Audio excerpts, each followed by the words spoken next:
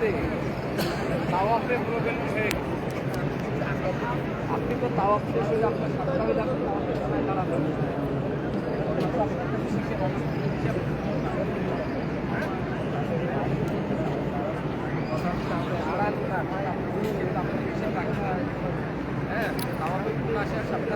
আসসালামু আলাইকুম ওয়া রাহমাতুল্লাহি ওয়া বারাকাতুহু।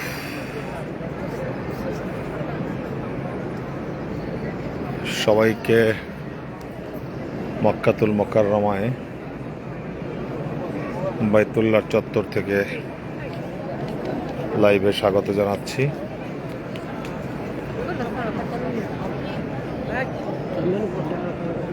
স্থানীয় সময় এখন 6টা 13 মিনিট। মাগরিবের আজানের আর অল্প কিছু সময় বাকি আছে। 25-26 মিনিট পরে ইনশাআল্লাহ এখানে মাগরিবের আজান হবে। আর ইতিমধ্যেই যারা বাংলাদেশে আছেন তারা হয়তো এশার নামাজ সম্পন্ন করেছেন। আমরা বাইতুল্লাহ চত্বরে মাগরিবের নামাজের জন্য অপেক্ষমান আছি। আজকে ডিলাইট হজ গ্রুপের মাধ্যমে যারা 2026 সালে পবিত্র হজ পালনের জন্য মক্কাতুল মুকাররমায় এসেছেন, আমরা তাদের সবাই আলহামদুলিল্লাহ, যেটা বলতেছিলাম যে কথা, যে আমরা আজকে আমাদের গ্রুপের অধিকাংশ সদস্যদেরকে নিয়েই আমরা তায়েফ জিয়ারায় গিয়েছিলাম। সেখানে আমরা তায়েফের যেই দর্শনীয় এবং বরকতময় জায়গাগুলো আছে সেগুলো আমরা ঘুরে এসেছি এবং সেখান থেকে হেরাম বেঁধে আমরা চলতি সফরের তৃতীয়বারের মতো আজকে ওমরা আদায় করলাম। আমাদের সম্মানিত হজযাত্রীগণ তাওয়াফের পরে এখন মাগরিবের নামাজের জন্য অপেক্ষমান আছে। যেহেতু আসরের পরে নফল নামাজ পড়া এটা মাকরু, তো তাওয়াফের পরে যে 2 রাকাত ওয়াজিবুত তাওয়াফ নামাজ আদায় করতে হয়, এই নামাজ আমরা মাগরিবের নামাজের পরে আদায় করে তারপর আমরা সাফা মারওয়াতে যাবো ইনশাআল্লাহ। তো এজন্য আমরা এখানে অপেক্ষমান আছি বাইতুল্লাহ চত্বরে। আমরা মাগরিবের নামাজের পরে ইনশাআল্লাহ, আল্লাহ যদি কবুল করেন, এই ওয়াজিবুত তাওয়াফ যে 2 রাকাত সালাত এটা আদায় করে আমরা আমাদের সাফা মারওয়া সাই করব। লাইভে আসা মূলত সরাসরি বাইতুল্লাহ দেখানোর জন্য সবাইকে। যারা মক্কাতুল মুকাররমায় আসতে পেরেছেন, আসার সৌভাগ্য হয়েছে, তারা তো আমরা স্বচক্ষে দেখেছি, বাইতুল্লাহ স্পর্শ করেছি। আর যারা এখনো আসতে পারেনি তাদের মধ্যে একটা আকাঙ্ক্ষা সবসময়ের জন্য আছে। বাইতুল্লাহ চত্বরে দাঁড়িয়ে সকল ভাই ও বোনদের জন্য দোয়া করছি, আল্লাহ রাব্বুল আলামিন যেন সকল ভাই বোনদেরকে মক্কাতুল মুকাররমায় আসার তৌফিক দান করেন এবং তারা এখানে এসে যেন বাইতুল্লাহ তাওয়াফ করতে পারেন। আল্লাহ তাদের সবাইকে সেই সৌভাগ্য নসিব করুক। 2026 সালের হজে আমরা ডিলাইট হজ গ্রুপের ব্যবস্থাপনায় 80 জন আল্লাহর মেহমানকে নিয়ে বর্তমানে মক্কাতুল মুকাররমায় অবস্থান করছি। অবশ্য আমাদের সাথে আরও 2টি গ্রুপ আছে যারা আমাদের সাথে যৌথভাবে এবার হজের সামগ্রিক ব্যবস্থাপনা সম্পন্ন করেছেন। এর মধ্যে 2টি বরিশালের মুসলিম ট্যুরস অ্যান্ড ট্রাভেলস এবং আল আহনাফ হজ গ্রুপ। সম্মিলিতভাবেই আমরা আমাদের হজের যাবতীয় ব্যবস্থাপনা পরিচালনা করছি। তো এবার হজ ব্যবস্থাপনা কার্যক্রম, বাংলাদেশ কেন্দ্রিক যে কার্যক্রম, সেটা বেশ আগেভাগেই সম্পন্ন হয়েছিল। এর যেমন অনেকগুলো ভালো দিক আছে, আবার অনেকগুলো খারাপ দিকও ছিল। যেমন আগেভাগেই বাংলাদেশ বিমান টিকিট ইস্যু করার কারণে অসংখ্য হজযাত্রী যারা অসুস্থতাজনিত কারণে কিংবা নানাবিধ কারণে চাকরি বাকরি ছুটিজনিত কারণে এবার হজে আসতে পারেননি, তাদের এই টিকিটগুলো রিপ্লেস করার জন্য প্রায় 40,000 টাকা, 38,000 প্লাস টাকা জরিমানা গুনতে হয়েছে। অথচ বাংলাদেশ বিমানে এই টিকিটগুলো এত আগে ইস্যু না করলেও পারত। আমরা দেখেছি সৌদি এয়ারলাইন্স, ফ্লাইনাস, তারা বেশ পরে টিকিট ইস্যু করার কারণে এই জাতীয় সমস্যাগুলো তাদের মধ্যে হয় নাই। এখন বাংলাদেশ বিমান তাদের সুবিধার জন্য টিকিট ইস্যু করেছে, কিন্তু তাদের সুবিধার জন্য করতে গিয়ে অহেতুক হজযাত্রীদেরকে একটা বড় ধরনের আর্থিক লোকসান এবং পেরেশানির মধ্যে ফেলেছে। তো এছাড়া সরকারিভাবে সময় উপযোগী পদক্ষেপ নেওয়ার কারণে ভিসা সহ অন্যান্য যে কার্যক্রম সেগুলো আগেভাগেই সম্পন্ন হয়েছে এবং সেগুলো স্বাভাবিক গতিতেই ছিল। শুধুমাত্র বাংলাদেশ বিমানের এই টিকিটের বিড়ম্বনা অনেক মানুষকে আর্থিকভাবে ক্ষতিগ্রস্ত করেছে।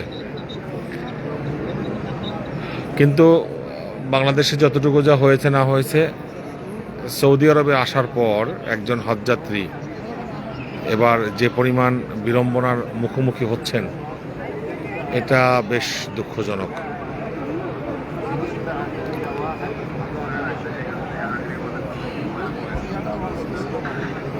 এটা বেশ দুঃখজনক, কারণ এবছর জেদ্দা এয়ারপোর্টে নামার পরে আমরা যে বিড়ম্বনার শিকার হয়েছি সেটি হলো এবার ট্রান্সপোর্ট এবং লাগেজ ব্যবস্থাপনা এত বেশি অব্যবস্থাপনা যা ভাষায় প্রকাশ করার মতো না। জেদ্দা এয়ারপোর্টে এই ট্রান্সপোর্ট ম্যানেজমেন্টের দায়িত্ব যাদেরকে দেওয়া হয়েছে, এগুলো যদি আমি খুব সহজ ভাষায় বলি, যারা এই কাজের জন্য একেবারেই অযোগ্য এবং এখানে বাংলাদেশ হজ মিশনের তরফ থেকেও যারা দায়িত্ব পালন করছেন তাদেরও বেশ গাফলতি আছে। আমি আমার নিজের অভিজ্ঞতার কথাই যদি বলি, বাংলাদেশ থেকে একটা 35 মিনিটের ফ্লাইটে আমরা রওনা হয়ে এসেছি। জেদ্দায় ল্যান্ড করেছি 6টায়। জেদ্দা ল্যান্ড করার পরে আমরা সরাসরি বাসে আরোহণ করেছি। এই পর্যন্ত কোনো সমস্যা ছিল না, কিন্তু বাসে উঠতে গিয়ে যে বিড়ম্বনা সেটা অনেক অনেক বেশি আমাদেরকে কষ্টে ফেলে দিয়েছে। আমরা ইতিপূর্বে দেখেছি যে হোটেল ভিত্তিক, অর্থাৎ এক হোটেলের যে যাত্রী থাকে তাদেরকে সাধারণত এক বাসে তোলা হয়, কিংবা যদি এক বাস পূর্ণ না হয় তাহলে ফুল গ্রুপ তোলার পরে আবার প্রয়োজনে খুঁজে ছোট কোনো একটা গ্রুপ দিয়ে বাস সমন্বয় করা হয়, যাতে কোনো বিড়ম্বনায় মক্কায় এসে পড়তে না হয়। কিন্তু এবার যেটা করা হয়েছে, গণহারে বাসে তোলা হয়েছে। শুধুমাত্র মক্তব নাম্বার দেখে গণহারে বাসে তোলা হয়েছে। এখন একই ফ্লাইটে একই মক্তবের একাধিক যাত্রী আসবে, এটাই স্বাভাবিক। আমরা প্রথম দিন 67 জন প্যাসেঞ্জার এসেছি এক ফ্লাইটে। দুর্ভাগ্যজনকভাবে এবং দুঃখজনক কথা হলো যে আমাদের এই 67 জন প্যাসেঞ্জারকে শুধুমাত্র ট্রান্সপোর্ট ম্যানেজমেন্টের দুর্বলতার কারণে, অব্যবস্থাপনার কারণে 4টা বাসে আমাদেরকে তুলে দেওয়া হয়েছে। এখন হাজী সাহেবরা আসেন নতুন মানুষ, যখন ওনারা কাফেলা থেকে বিচ্ছিন্ন হয়ে যায়, যখন ওনারা মানে মোয়াল্লেমকে হারিয়ে ফেলে, তখন স্বাভাবিকভাবেই ওনাদের মধ্যে একটা বড় ধরনের মানসিক দুর্বলতা কাজ করে, একটা পেরেশানি কাজ করে। আবার একই বাসে দেখা গেছে 4-5 হোটেলের যাত্রী ওঠার কারণে মক্কার রাস্তাগুলো তো আর এমন না যে মুহূর্তের মধ্যে এক রাস্তা দিয়ে আর এক রাস্তায় যাওয়া যায়। তো তখন দেখা গেছে যে এক হোটেল থেকে প্যাসেঞ্জার নামানোর পরে আর এক হোটেল, সেখান থেকে আর এক হোটেল যেতে যেতে শুধু মক্কার মধ্যেই একটা বাসে চড়ে প্রায় 1.5-2 ঘন্টা পর্যন্ত ঘোরাঘুরি করতে হয়েছে। এমনও রেকর্ড আছে যে মক্কায় ঢোকার পরে প্রায় 4 ঘন্টা পরে একজন হজযাত্রী তার হোটেলে নামতে পেরেছেন। তো লম্বা জার্নি করে তারপরে এখানে এসে এই বিড়ম্বনা, এটা হাজিদের জন্য অত্যন্ত কষ্টকর। আমাদেরকেও 67 জন প্যাসেঞ্জারকে 4টা বাসে আমাদের তুলে দেওয়া হয়েছে। তো যাদেরকে বিভিন্ন জায়গায় বাসে তুলে দেওয়া হয়েছে তাদের সাথে মোবাইল নেই, যোগাযোগের কোনো ব্যবস্থা নেই। মানুষগুলো একটা বড় ধরনের পেরেশানির মধ্যে ছিল। আবার আমরা যারা হাজিদেরকে নিয়ে আসি তারাও একটা পেরেশানির মধ্যে ছিল। সব কিছু মিলিয়ে একদম চরম একটা হজবরল অবস্থা। তো এটা হলো ট্রান্সপোর্ট ম্যানেজমেন্টের যে বিষয়টা গেল। আর লাগেজ ব্যবস্থাপনা এবার এত এত খারাপ, যেটা ভাষায় ব্যক্ত করার মতো না। গত বছর এই লাগেজ ম্যানেজমেন্টের দায়িত্বে ছিল আমাদের বাংলাদেশি মালিকানাধীন একটা প্রতিষ্ঠান বিনা ইন্টারন্যাশনাল, যেটা হাফেজ জিয়া ভাই উনি লিড দিয়ে থাকেন। আমি বাইতুল্লাহ চত্বরে দাঁড়িয়েও দোয়া করছি যে গতবার তার এই লাগেজ ব্যবস্থাপনা অত্যন্ত চমৎকার ছিল। লাগেজ পাওয়ার ক্ষেত্রে কোনো ধরনের খুব একটা বিড়ম্বনার রেকর্ড নেই। কিছুটা যেটা হয়েছে সেটা তারা খুব দ্রুত সমাধান করার চেষ্টা করেছে। হোয়াটসঅ্যাপ গ্রুপের মাধ্যমে তারা সবাইকে আপডেট দিয়েছেন, এবং কোনো হোটেলে যদি কোনো লাগেজ পড়ে থাকে তাহলে এই হোয়াটসঅ্যাপ গ্রুপে বাংলাদেশের সবগুলো এজেন্সিকে কানেক্ট করে দেওয়ার কারণে আমরাও তাৎক্ষণিকভাবে ছবি তুলে কিংবা তথ্য দিয়ে সহযোগিতা করতে পেরেছি। খুব দ্রুতই হারানো লাগেজগুলো পাওয়া গিয়েছে। আবার দেখা গেছে যে যেই লাগেজগুলোর মালিক খুঁজে পাওয়া যায় নাই, একটা নির্দিষ্ট ওয়্যার হাউস ছিল, সেখানে সেগুলো জমা হয়েছে, আমরা সেখান থেকে খুঁজে নিয়ে আসতে পেরেছি। কিন্তু এবছর যেটা হয়েছে যে কাল লাগেজ কোথায়, কোন হোটেলে নামলো, কোথায় পড়ে আছে, এটা ফাইন্ড আউট করাটা খুব কঠিন। আমার কাফেলারই একজন আছেন যিনি গত 20 তারিখে বাংলাদেশ থেকে রওনা হয়ে এসেছেন, 21 তারিখ সকালে সেখানে পৌঁছেছেন। আজকে 26 তারিখ, দুর্ভাগ্যজনকভাবে ওনার লাগেজটা উনি এখনো পান নাই।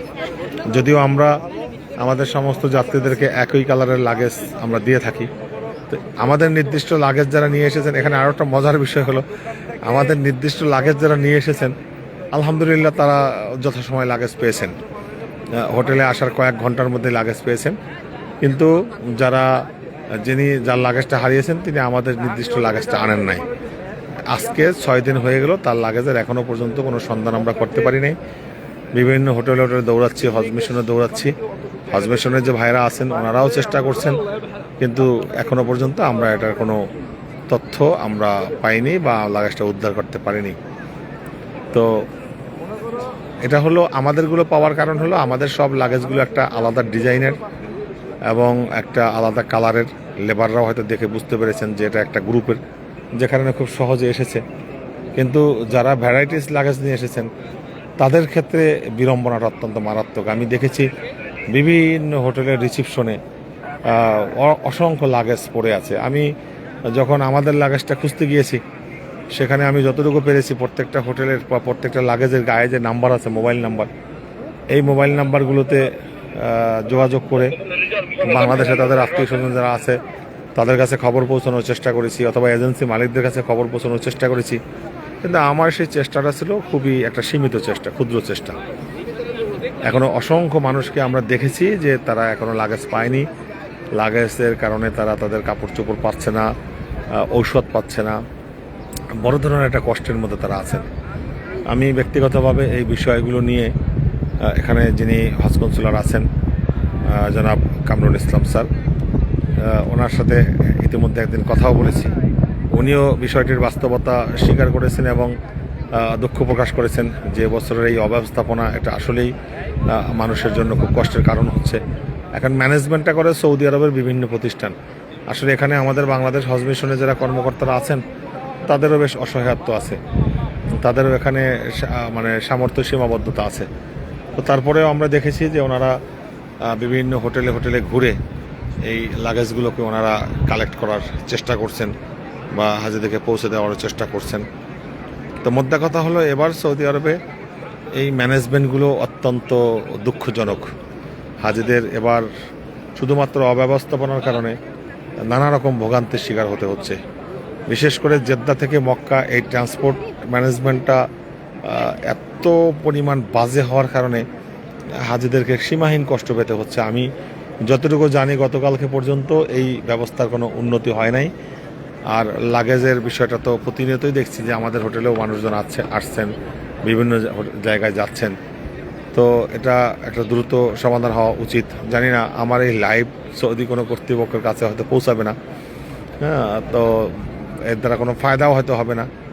তারপরেও নিজের কষ্টের কথা বা নিজের আবেগের কথাটা প্রকাশ করা। তো যাই হোক, সর্বোপরি কথা হলো যে আমরা হজ পালনের জন্য এখানে এসেছি আল্লাহর মেহমানদেরকে সাথে নিয়ে। আমরা আপনাদের সবার কাছে দোয়া চাই, আল্লাহ রাব্বুল আলামিন যেন আমাদেরকে সঠিকভাবে সুন্নত তরিকায় সকল হজের হুকুম আহকাম মেনে হজের যাবতীয় কার্যক্রম সম্পন্ন করার তৌফিক দান করেন। ইতিমধ্যেই যেই সকল হাজিরা বিশ্বের বিভিন্ন দিক থেকে এসেছেন, গতকালকে পর্যন্ত বাংলাদেশি হাজি ছাড়া অন্যান্য দেশের হাজিদেরকে এখানে খুব বেশি একটা দেখা যায়নি, কিন্তু এবছরের চিত্র, আজকের চিত্রটা একটু ভিন্ন। আজকে আমরা দেখেছি যে মায়ানমার থেকে এবং ভারত থেকেও বেশ হাজি সাহেবরা বায়তুল্লাহ এসেছেন, মক্কা এসেছেন, এবং আরও দুই একটা দেশ থেকে, আরবের দুই একটা দেশ থেকেও হাজি সাহেবরা এসেছেন।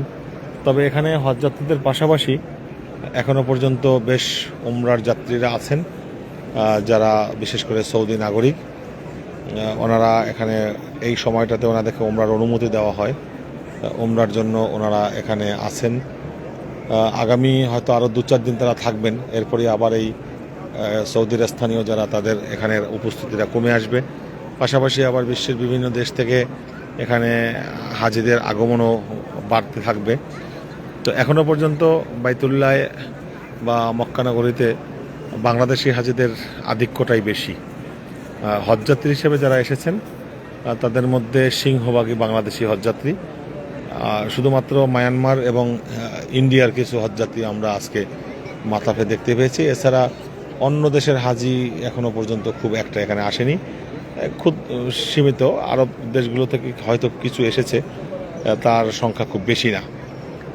তো 2-4 দিনের মধ্যেই হয়তো আরও প্রচুর সংখ্যক মানুষ এখানে আসবেন, হজযাত্রীরা আসবেন। ক্রমান্বয়ে বাইতুল্লাহ চত্বর আরও মুখরিত হবে, লোকে লোকারণ্য হবে। আল্লাহর মেহমানদের লাব্বাইক আল্লাহুম্মা লাব্বাইক ধ্বনিতে মক্কা নগরীর একটা ভরপুর আমেজ তৈরি হবে। তো এবছর হজ ব্যবস্থাপনা নিয়ে ইতিমধ্যেই যারা এখানকার দায়িত্বে আছেন তারা তাদের প্রস্তুতি সম্পন্ন করেছেন। আমরা মিনায় গিয়েছিলাম, আরাফায় গিয়েছিলাম, সেখানে আমরা দেখে এসেছি যে সেখানে তাঁবু নির্মাণ বা তাঁবুগুলো ধোয়া মোছার কাজ চলমান আছে, এবং আমরা দেখেছি যে এখানে হজযাত্রীদের যাতে সুন্দর ব্যবস্থাপনা করা যায় সেজন্য চেষ্টা চলমান আছে। বাকি আমার কাছে কেন যেন মনে হয় যে এবছর হয়তো গত বছর আমরা যতটা স্বাচ্ছন্দ্যে সুন্দরভাবে হজের কার্যক্রম পরিচালনা করেছিলাম, এবার তার কিছুটা হলেও হয়তো ব্যতিক্রম হতেও পারে। ইতিমধ্যে যার 2-1টা নমুনা দেখেছি, তবে আমরা প্রত্যাশা করবো এটা হবে না। একটা সুন্দর ম্যানেজমেন্ট সৌদি গভর্নমেন্ট উপহার দিতে পারবে, এবং আল্লাহর মেহমান হজযাত্রীরা এখানে সুন্দরভাবে তাদের হজ পালন করতে পারবে ইনশাআল্লাহ। আপনারা দেখছেন যে সাদা এহরামে হজযাত্রীরা বাইতুল্লাহ তাওয়াফ করছেন, এহরাম পরিহিত হয়ে এখানে উমরা পালন করছেন, কেউ নফল তাওয়াফ করছেন।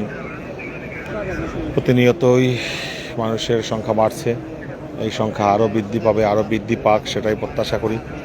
বাইতুল্লাহর দিকে মানুষের আগমন যত বাড়বে, মানুষের ইমানের মজবুতিও তত বাড়বে। বাইতুল্লাহর দিকে মানুষের আগমন যত বাড়বে, এখানে তত বেশি এটা আরও মুখরিত হয়ে উঠবে। হ্যাঁ, তো এই জন্য সবাই আমাদের জন্য দোয়া করবেন। একই দোয়া করেছেন। এই আসেন, আমরা সামনে গিয়ে নামাজ পড়ি, আমরা সামনে আগায় নামাজ পড়ি। আসেন আসেন, সবাই আসেন ভাই, আসেন। আলহামদুলিল্লাহ, আমরা মাগরিবের নামাজের জন্য অপেক্ষমান আছি। মাগরিবের আজান আর কিছুক্ষণ পরেই হয়ে যাবে, আর মাত্র 8-9 মিনিট বাকি আছে, এরপরই মাগরিবের আজান হবে। তো আমরা বাইতুল্লাহ চত্বরে ইনশাআল্লাহ